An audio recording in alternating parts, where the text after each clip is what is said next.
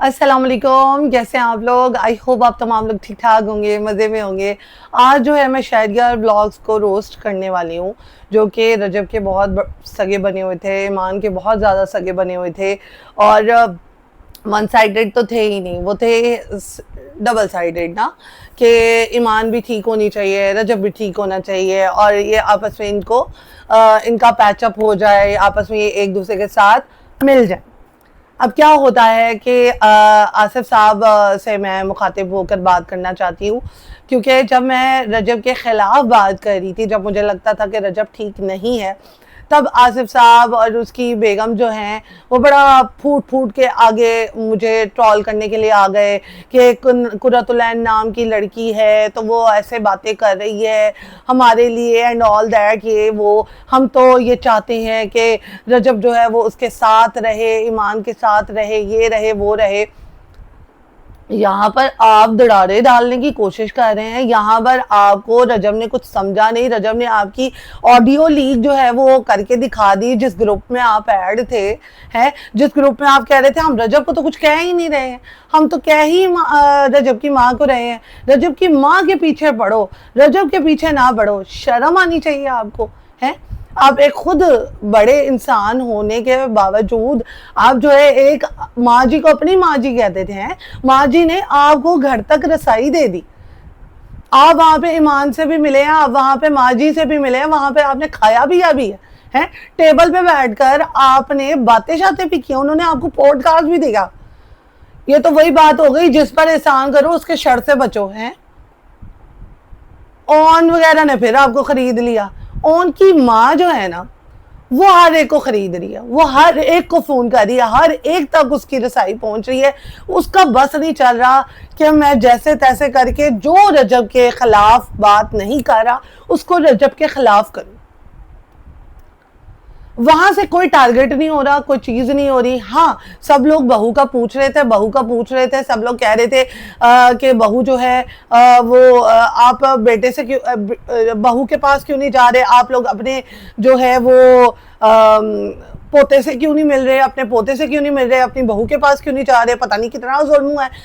इसलिए वहां से ऑडियो लीक हुई थी कि भाई जब उसने कह दिया है कि आपने यूट्यूब पे नाम नहीं लेना मेरे बेटे का, आपने यूट्यूब पे बिल्कुल भी हमारा जिक्र नहीं करना, वो इस वजह से क्योंकि मेरे बेटे को नजर लग जाती है, ठीक है। इसलिए उन्होंने ऑडियो लीक की कि यार ये हमें इसने मना किया था, हम ये चीज आगे कर देते हैं कि ये चीज है जिसकी वजह से हम अपने पोते का नाम नहीं ले रहे, क्योंकि बहू के घर वाले तो कुछ उठा ही नहीं रहे थे फोन। फिर उन्होंने ऑडियो लीक की, अब यहां से बाकी सारी चीजें लीक हुई और यहां से तो अन्नेवाह ही लीक हुई। और यहाँ पर जो आसिफ साहब जो वचोला बने हुए थे, रजब का भी जो साथ दे रहे थे, जो ईमान का भी साथ दे रहे थे, उन्होंने अपना दिखा दिया कि ये सिर्फ व्यूज का चक्कर है। वो इस वजह से चक्कर है कि भाई आप एक घर में गए हो, आप जब किसी का नमक खा लेते हो ना, जो आपको घर में बुला लेता है, आपके साथ बातें शातें करता है, आपको इज्जत देता है, तो आपका भी फर्ज बनता है कि आप उसके बारे में कुछ इस तरह से बात ना ही करें तो बेहतर। आप ग्रुप्स में बात कर रहे हैं, डिफरेंट, उस ग्रुप में आपको पता है कितने लोग ऐड हैं, मुझे भी ऐड किया गया था। उसका पता है एडमिन कौन है, मैं निकल गई थी वहां से। भाई जो ऑन की अम्मी है वो ग्रुप्स बन जाते हैं, उसके अंदर वो सारों को इंफॉर्मेशन सेंड करती हैं। अब एक चीज जब सेपरेट हो ही गए हैं तो प्लीज इज्जत के साथ हो जाइए। क्यों बार बार ट्रॉल कर रहे हैं, क्यों बार बार टॉन्ट कर रहे हैं।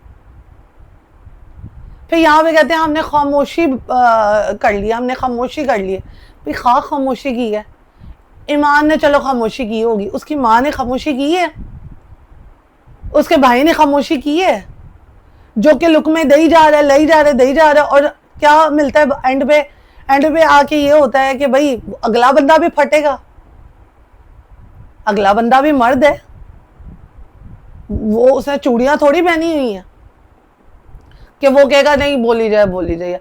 अब उसकी तो बस हो गई है बेचारे की, क्यों? क्योंकि आप लोगों ने उसको इतना जिच कर दिया, इतना ज़्यादा कर दिया है जिच कि भाई अगला बंदा ना कह रहे यार मैं क्या कहाँ फंस गया हूँ।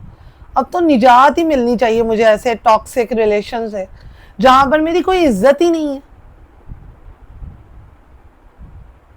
अब यहाँ पे ईमान ने भी पिछले व्लॉग में अपने लाइव में कहा था यहाँ पर मैं चीज़ें खोलूँ तो लक पता जाए। कौन सी चीज़ें खोलनी, कौन सी चीज़ें खोलना बाकी रह गया है। आपने मामू तक को उनके मतलब उन पे बातें कर ली, आपने उनके घर में कि भाई इतने इतने लोग आए होते हैं।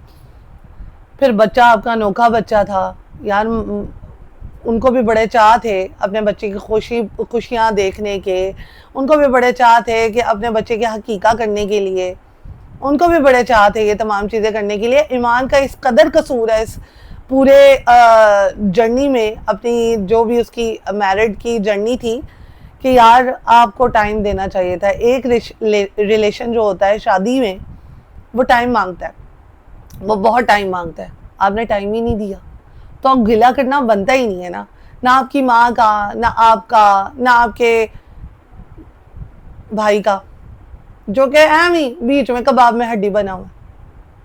एमी कबाब में हड्डी बना हुआ है। एमी जो है वो रजब को लुक में दे जा रहा है, एमी गजल को बोली जा रहा है, एमी जो है नाहीद आएगी। इसके बारे में क्या कहना है ईमान जी आपका? लाइव मैंने आपकी देखी थी, नीचे लोग कह रहे थे वो नाहीद का जो था उसके बारे में क्या कहना है, ओन की ऑडियोज के बारे में क्या कहना है। फिर लोगों ने नीचे कहा हुआ था कि और भी बहुत सारी चीज़ें थी कि आप 8वें महीने क्यों आई हैं, आप पहले क्यों नहीं आई, आप अपने भाई का मुंह क्यों नहीं बंद कराती। इसके तो कोई आंसर्स नहीं थे आपके पास। क्यों नहीं थे? आप अगर ये आई थिंक इस शादी को 2022 या 23 की शादी थी आपकी, अगर इसको आप 1 साल दे देती ना शादी को, क्योंकि बुरा वक्त किसी पे भी आ सकता है, आप पे भी आया, मेरे पे भी, अल्लाह ना करे लेकिन आ सकता है ना। उस बुरे वक्त से निकलना कैसे है, किस तरह से अपनी तमाम चीज़ों को देखना है, वो एक कमाल है, वो एक कमाल है। अब जो डकी था उस पर भी बुरा वक्त आया, वो सब ने मिलके मुकाबला किया।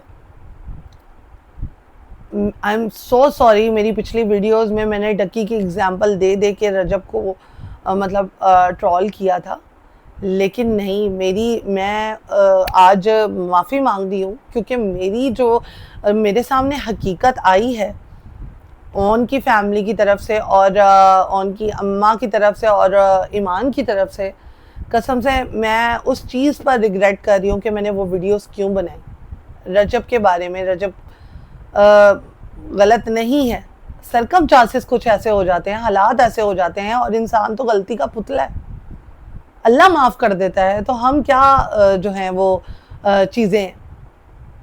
और ओन साहब, आपको ये जो फेम और ये जो आपके पास पैसे और डॉलर आए हैं ना, ये आपके अपने बहनोई की वजह से आए हैं, ये आपकी अपनी कोई मेहनत नहीं है।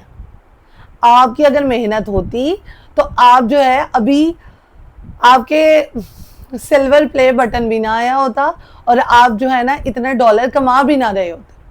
आप डेली रात दिन अपने जो है ना वो देख रहे होते कि मेरी वीडियो वायरल हो रही है या नहीं हो रही। ये सिर्फ और सिर्फ आपके बहनोई की वजह से आ रहा है। आपकी कम अकल बहन को समझ नहीं आ रही। क्या बसाना है उसने घर अपना, इतना खराब तो कर दिया उसने। और यहाँ पे आसिफ साहब से एक बात कहना चाहूंगी, आप तो इतने मोतबर आदमी हैं और आप तो इतना साथ देते थे रजब का, ठीक है, लेकिन आपने अपनी मिट्टी पलीद कर ली। आपका YouTube चैनल है, ठीक है, आप रजब के व्लॉग्स आते हैं, उसके बाद आपकी बेगम जो है अपने कलाम सवाज या कोई भी जिस जहाँ पे भी ट्रैवल कर रही होती हैं वहाँ के व्लॉग डाल देती हैं कि कुछ ना कुछ तो चलेगा ना हमारा, फिर आप रजब पे आ जाते हैं उल्टा। आपकी समझ नहीं आई मुझे, लेकिन जो है कि आपसे गिला भी कोई नहीं है क्योंकि हमारा आपस में कोई इंटरेक्शन नहीं हुआ, लेकिन जो है आपने गलत किया यार, बहुत गलत किया रजब के साथ, रजब की माँ के साथ बहुत गलत किया। इंसानियत ये नहीं होती। तो यहाँ पर करते हैं व्लॉग का दी एंड। इंशाल्लाह नेक्स्ट व्लॉग में मिलेंगे। Do write, do comment and do share my YouTube channel Qurratul Ain से।